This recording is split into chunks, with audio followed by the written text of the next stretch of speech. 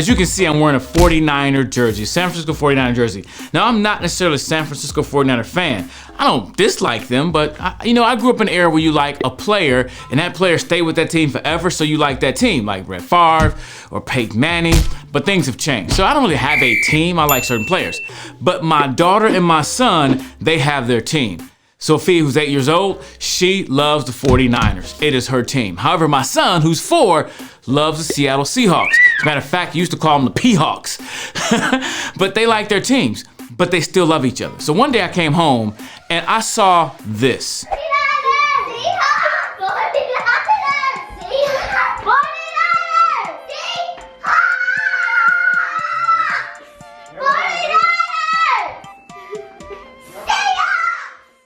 Now, if you couldn't understand what they were saying, Sophia was yelling 49ers,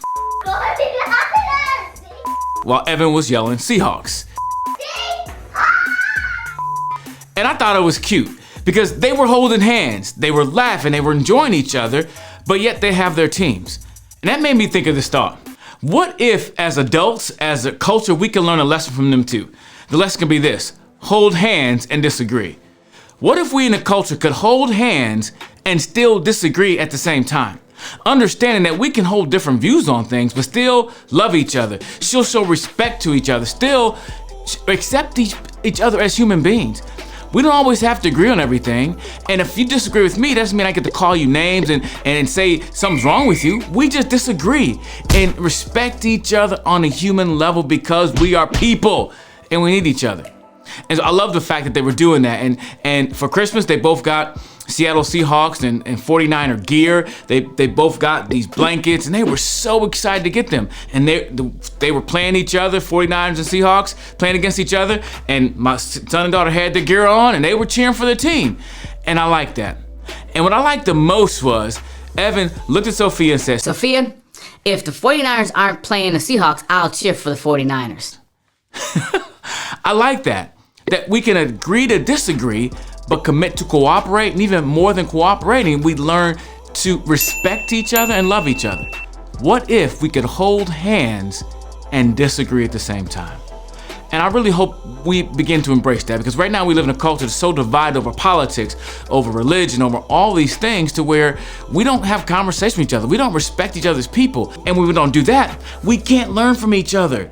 We miss out on all the things we can learn because we simply think everybody's got to agree with us. And then we do this. We only talk to people who agree with us. We're only friends with people who see things the way we see things. And I think we got to do better than that.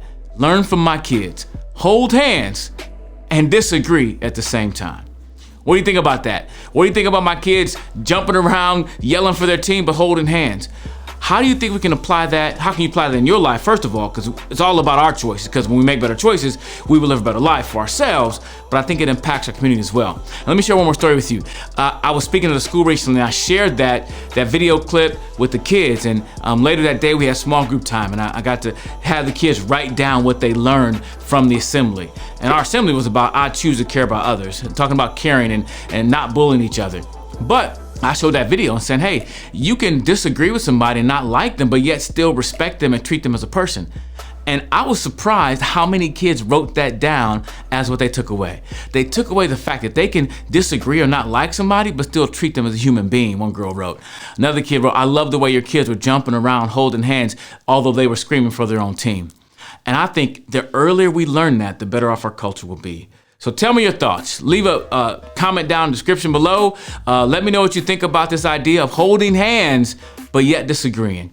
Because it's all about our choices. And when you make better choices, you will live a better life. That's why it's so important to choose well. Oh yeah. And why don't you find somebody you don't agree with and just hold hands and still disagree. Oh yeah.